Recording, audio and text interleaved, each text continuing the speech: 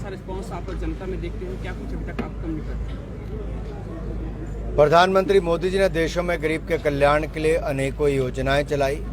उनके लिए जागरूकता फैलाने, जांच करने और जो वंचित रह गए उन तक सुविधाओं को पहुंचाने के लिए मोदी की गारंटी की गाड़ी ये देश के 2,69,000 पंचायतों में जा रही है।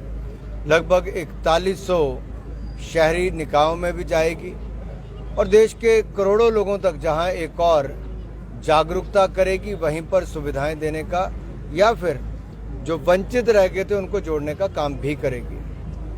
सर, प्रदेश सरकार के जो यहाँ पर अधिकारी हैं या विभिन्न विभाग हैं, उनकी कैसी भूमिका यहाँ पर? कई जगह पर ऐसा देखने को आएगी कहीं ना कहीं केवल मात्र खाना पूर्ति। मेरा अनुरोध राज्य की सरकार से इतना ही रहेगा कि गरीबों के कल्याण के लिए जो समर्पण भाव नरेंद्र मोदी जी में है वो राज्य के अधिकारियों में और सरकार में भी नजर आना चाहिए। आखिरकार सुविधा, पैसा, खर्च सारा मोदी सरकार ही करेगी। केवल लागू करने के लिए स्थानीय अधिकारी कर्मचारी अगर उपस्थित होंगे तो गरीबों का कल्याण होगा।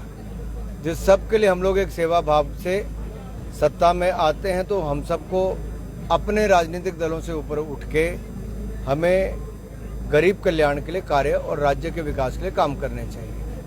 देखा ये जा रहा है कि बहुत सारी जगह पर जिन लोगों को रहना चाहिए अधिकारियों को उपस्थित नहीं है, ये उचित नहीं है।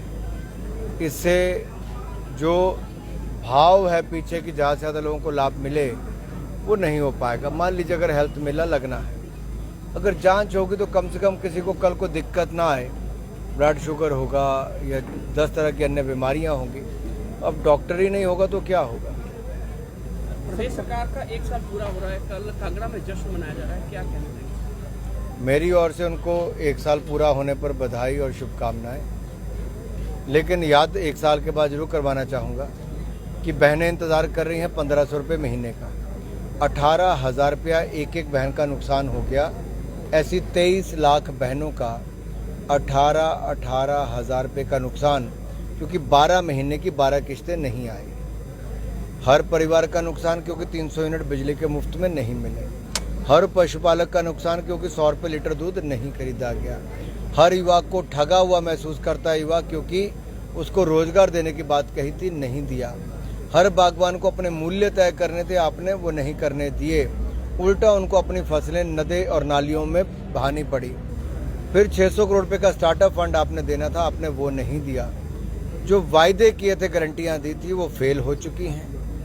1 साल हो चुका है, अब समय है अपने किए गए वादों को निभाने का, नहीं तो जनता कहेगी क्या हुआ तेरा वादा।